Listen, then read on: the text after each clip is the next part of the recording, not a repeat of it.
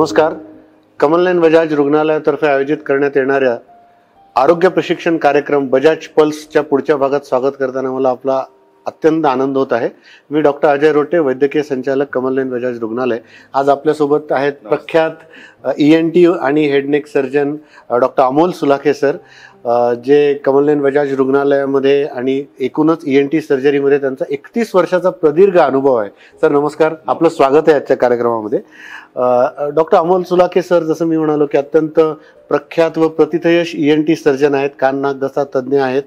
Sir, मला आज आपल्याला असं विचारायचं आहे की आपल्या विभागामध्ये कुठल्या कुठल्या प्रकारच्या शस्त्रक्रिया केल्या जातात?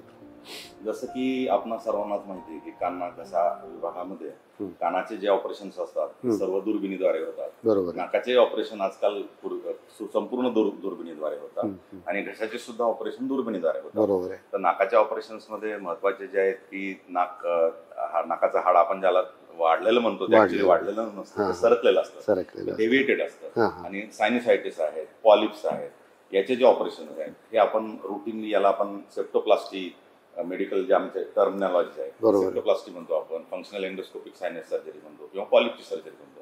हे सर्व ऑपरेशन आपल्याकडे नाकाने दुर्बिणीने होतात. नाकाचे कानाचे जे ऑपरेशन्स आहेत की कानामध्ये कसं असतं की मुख्य आजार कान फुटण्यामध्ये 2 प्रकार असतात.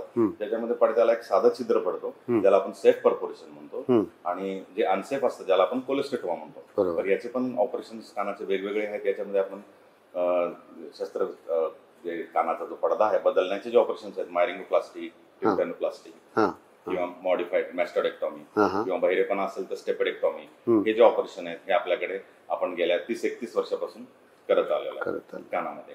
आणि घशामध्ये पण घशाचे जे आजार आहेत त्याच्यामध्ये टॉन्सिलचे इन्फेक्शन्स आहेत, लॅरिंगचे इन्फेक्शन्स आहेत, किंवा घशावरच्या स्वरयंत्रावरच्या गाठी असतील, साध्या गाठी असतील, सिस्ट असेल, नोड्यूल असेल किंवा बाकी काय असेल, तर हे सुद्धा आपण ऑपरेशन बऱ्याच वर्षापासून आपल्याकडे नियमितपणे होतात.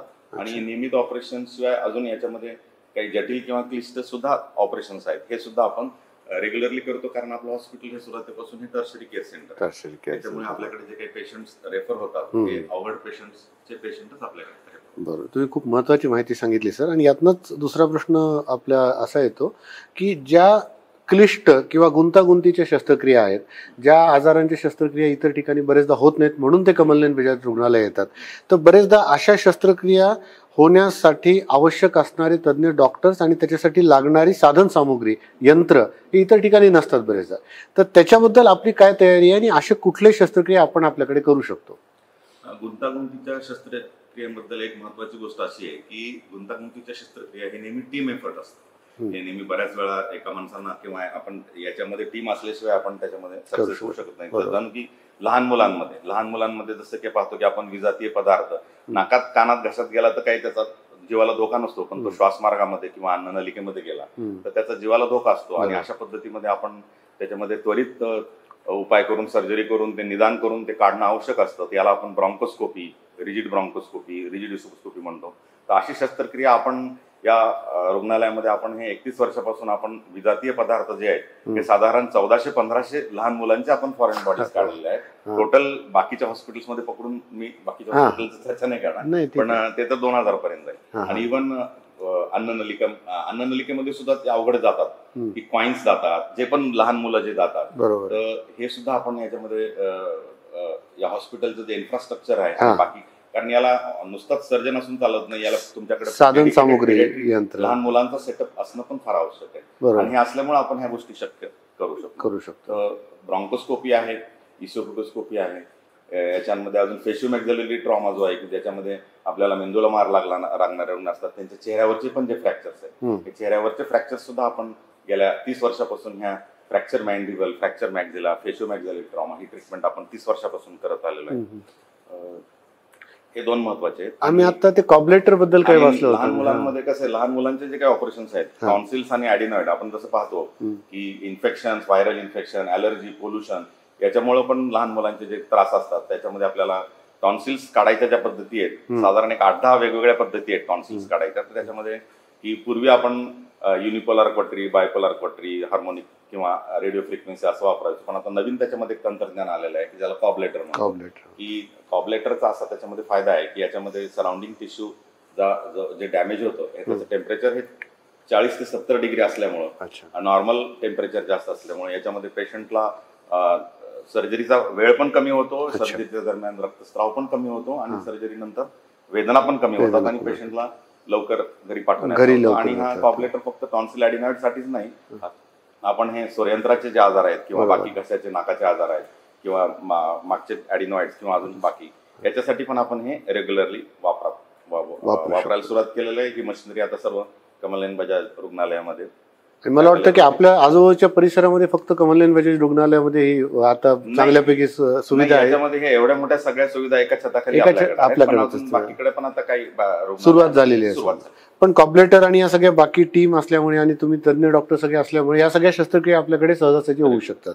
बरोबर आहे सर. दुसरा जो याच्याशी संबंधित विषय आहे की आपण ENT सर्जन आहातच, पण हेडनेक कॅन्सरचं पण आपण बघता का, म्हणजे कर्करोगाचे पण रुग्ण आपण बघता, त्यांच्यासाठी उपलब्ध असणाऱ्या सुविधांबद्दल काय माहिती द्याल? हेडनेक कॅन्सरमध्ये जसं आपल्या सर्वांनाच माहिती आहे की कॅन्सर्समध्ये टोटल 35 ते 40% कॅन्सर्स हे हेडनेक मध्ये होतात.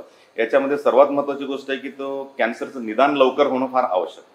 तर निदान, कारण स्टेज 1 आपण स्टेज 2 मध्ये जर निदान केलं, ज्याच्यामध्ये जिभेचे आहेत, ओरल कॅव्हिटीचे आहेत, घशाचे आहेत, टॉन्सिलचे आहेत, वेगवेगळे, याचं निदान जर आपण लवकर करू शकलो पहिल्या आणि दुसऱ्या स्टेजमध्ये, तर त्याच्यामध्ये जे काही पुढची गोष्ट आहे, ऑपरेशन आहे, रेडिएशन आहे, किमोथेरपी आहे, याने पेशंटला त्याचा मॅक्झिमम फायदा होऊ शकतो. तर निदान होण्यासाठी याच्यामध्ये नाक घशांच्या यांचा फार असतो, कारण सुरुवातीला जे आहे की घशामध्ये गाठ आहे, जिभेवर गाठ आहे, गिळ्याला त्रास होतो, ह्या सर्व सुरुवातीला रुग्ण हे जनरल फिजिशियन, दाताचे डॉक्टर्स किंवा नाक कान घसा डॉक्टर यांना आधी दाखवतात. आणि निदान जर झालं तर आपण मग त्याचं बायोप्सी वगैरे घेऊन त्याची जी ट्रीटमेंट आहे, CT स्कॅन आणि बाकीच्या सर्व तपासण्या करून आपण कॅन्सरचे जे डॉक्टर आहेत त्यांच्याकडे पाठवतो आणि मग ते दोघांच्या पुढच्या समन्वयाने पेशंटची ट्रीटमेंट होऊन उपचार मदत होणे. अच्छा, म्हणजे फक्त कान नाक घसा संबंधितच आजारांचे उपचार होतात असं नाही, पण त्या संदर्भात कर्करोगांचे पण उपचार होतात आपल्याकडे, आणि ती टीम असल्यामुळे सगळ्या सुविधा उपलब्ध असल्यामुळे रुग्णांचा फायदा होतो.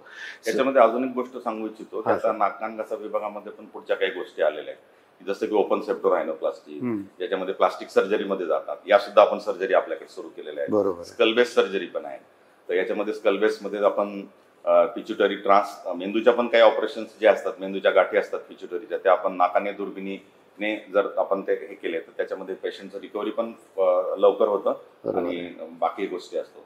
तर स्कलबेस सर्जरी नावाची एक ब्रँच जी सुरू झालेली आहे, ओपन सेप्टोरायनोप्लास्टी नावाची जी ब्रँच सुरू झाली, याच्यामध्ये सुद्धा आपण टीम फॉर्म केलेली आहे. आणि त्या टीम मध्ये, कारण ह्या ज्या क्लिष्ट सर्जरी असतात त्याच्यामध्ये हा ग्रुप ऑफ टीम असते इन्व्हॉल्व, आणि ग्रुप ऑफ टीम असेल तर त्याच्यामध्ये आणि इव्हन पोस्ट ऑपरेटिव्ह केअर सुद्धा फार महत्वाची आहे. तर या असल्याने आपल्याला त्याचा तसंच सर आपल्याकडे एक अत्यंत अद्ययावत स्लीप स्टडी पण आहे, तर त्याच्यामधनं काही आढळून आलेल्या रुग्णांना गरज पडली तर ती शस्त्रक्रिया आपण करू शकतो, कान नाक घशाच्या समजा आवश्यकता असतील. कारण काय आहे की आता घोरणे हा सुद्धा थोडंसं घोरणं हे नॉर्मल आहे, पण जास्त घोरणं आणि जास्त त्याचं हे आहे, हा एक आजारामध्ये जातो. याच्यामध्ये सुद्धा हा फार अतिशय मोठा आणि कॉम्प्लेक्स विषय आहे. याच्यामध्ये पण पेशंटला फार स्टडी, आपल्याला पेशंटच्या तपासण्या कराव्या लागतात. पण याचे मुख्य जे कारण आहेत की पेशंट तुम्ही वजन कमी ठेवणं, बाकी शहर हे करणं, सगळं डायबिटीज, बाकी गोष्टी नियंत्रणात ठेवणं, नियमित व्यायाम करणं, सकस आहार घेणं आणि व्यसनापासून दूर राहणं, 3-4 गोष्टी पाळण्या केल्या तर याच्यामध्ये सुद्धा आपल्याला घोरण्यावर देखील ऑपरेशन्स आपल्याकडे सर्जरी होऊ शकतात. आपण काही सर्जरी सुरू पण केलेल्या आहेत. आणि स्लीप स्टडीचं आपल्याकडे जे आपण मशीन घेतलेलं आहे की ज्याच्यामध्ये AHI इंडेक्स जर नॉर्मली हा 5च्या खाली असतो, 5 ते 15 असेल तर त्याच्यामध्ये माइल्ड कॅटेगरी येतात, 15 ते 30 मध्ये माइल्ड येतात, आणि 30च्या पुढे असेल तर ते सिव्हिअर कॅटेगरी येतात. आणि त्यांना त्यानुसार आपण मग मेडिकल लाईन ऑफ ट्रीटमेंट आणि सर्जिकल लाईन ऑफ ट्रीटमेंट आपण दोन्ही त्यांना ऑप्शन्स देऊन त्याचा इलाज करता येतो आपल्याला. सर आजकाल आपण बरेचदा वाचण्यात येतं, ऐकण्यात येतं की बहिरेपणाची समस्या खूप मोठ्या प्रमाणात वाढलेली आहे. तर बहिरेपणासाठी प्रतिबंध आणि उपचार याबद्दल काय मार्गदर्शन कराल?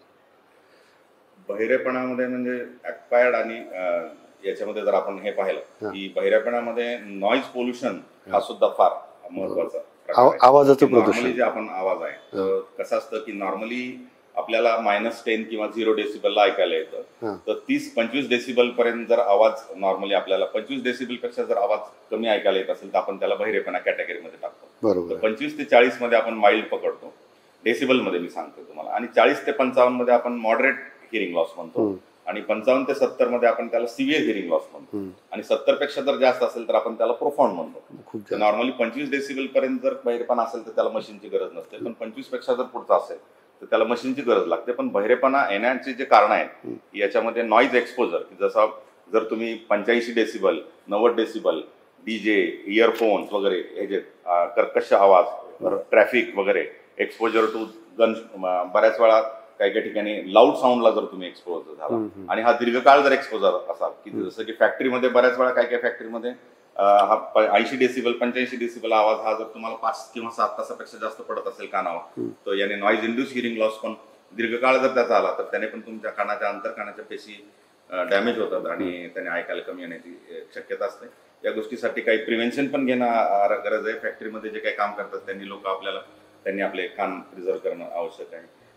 नॉईज पोल्युशन म्हणजे नॉईज जास्त डीजे किंवा अशा गोष्टींपासून लांब राहणं आवश्यक आहे. फटाके वगैरे जे आपण उडवतो पण आपण पाहतो की फटाक्याच्या इंजुरी ज्या असतात, ब्लास्ट इंजुरी, त्या फक्त शरीरावर कधी कधी डोळ्यात जातात, कानात, आणि त्याच्या कानाच्या पडद्यावर पण त्याचा दुष्परिणाम होतो त्याचा. याची सर्व आपण जर काळजी घेतली तर आपण त्याच्यापासून म्हणजे बहिरेपणा प्रतिबंध बऱ्याच अंशी प्रतिबंध करू शकतो योग्य काळजी घेऊन.